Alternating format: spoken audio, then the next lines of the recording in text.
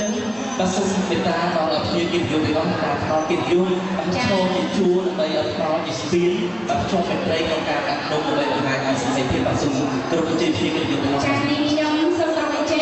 ជាពិសេសថាខាងសិល្បករសិល្បកម្មនេះទាំងអស់ចាថា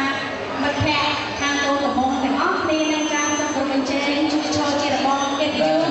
ចាដើម្បីឲ្យកូនកំងកូនកំណត់របស់យើងគាត់ធ្វើដំណើរមកទៅថាមានមិត្តភ័ក្តិយើងអស់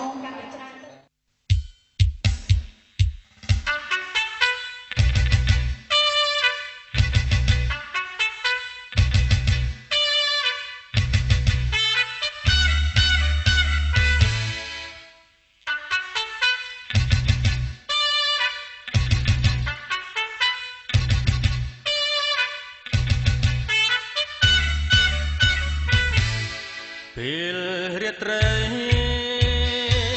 បានជួបថ្លៃគូសងសានេះគឺជាវាសនាដែលបានសាងពីបុព្វេ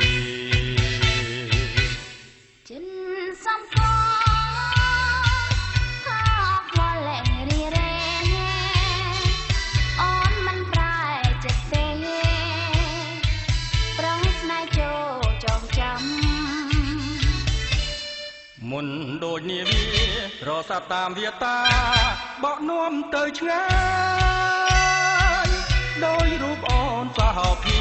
លក្ខណៈសែនឆាតឆាយបងសប្បាយ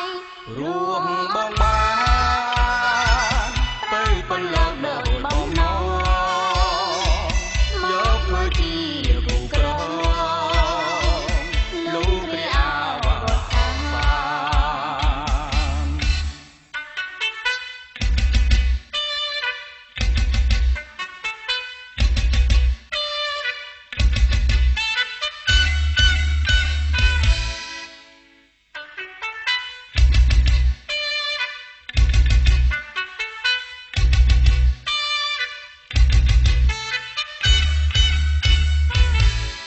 ពេលរាត្រីបានជួបថ្លៃគូសងសានេះគឺជាវាសនាដែលបានសាងពីបុព្វេចិនសំកហោវលៈរីរេអូនមិនប្រែចិត្តទេប្រងស្នេហ៍ចូលចងចាំមុនដូចនាវារសាត់តាមវាតាបកនាំទៅឆ្ងាយដូចរូបអូនសហភាលក្ខណៈសែនឆាតឆាយ